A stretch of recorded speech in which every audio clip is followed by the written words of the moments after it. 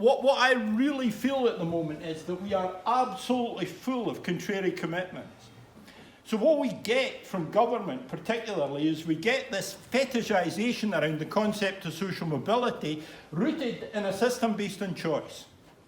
So we're not even taking command nor control of the education system. We have made the God of choice in terms of parents. And what we've done is we've encouraged parents to choose in order to enhance advantage. And that's been a theme that's already been picked up by speakers this morning. We don't have education based on place, we don't have education based on community. If you monitored what happens in London on a daily basis, you would see children scattered like mercury in various forms of transport, moving to the school that they thought was going to bring most advantage to them in their context.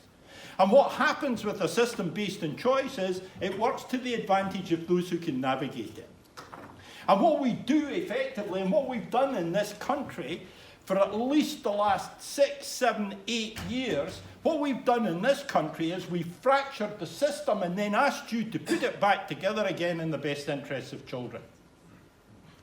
And to make matters worse, what we do is we castigate, fail you, and put you in special measures if you fail to do that.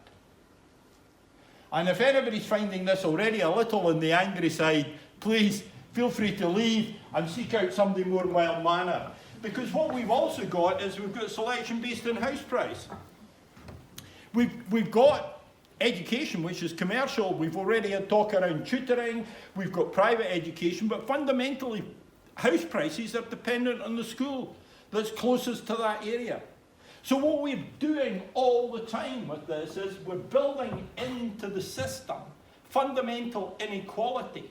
And the inequality that doesn't already exist economically and socially, we enhance by the way we structure the system. And then we ask you to put it back together while we piously patronize you around the concept of social mobility. And what I think we need to do is we need to stop the rhetoric that we've fallen into around resilience. I did a TEDx talk last week, not a glamorous TEDx talk, it was in Clackmannan in Scotland. It's the smallest county in Scotland. Its motto is, look about you. Nobody knows what it means. But anyway, I did a TEDx talk there on less resilience, more resistance. Because we ask the poor to be resilient and we offer the rich tax havens. Lest Jacob Rees-Mogg should be confronted with the possibility of parting with an undue amount of his ill-earned wealth in order to create a marginally more just society. But no doubt the word social justice and social mobility might also escape his lips at some time if he's ever freed from the captivity he's been in since his gross grenfell blunder at the start of the election campaign. And I think we just need to be mindful of that's what we're doing, because the other thing that we do around this, and I think this is a really important point, we have made a God of pace. So what we have in education, particularly through Ofsted, is we have this sense that children progress in some linear step-by-step basis, which is common to all of them. So people are expected to hit targets by a particular age and stage. And the reality is that we cannot cope with that with children who require social justice, who require disadvantage to be addressed. What we need for these children is what I've described there as a culture of accelerating expectations.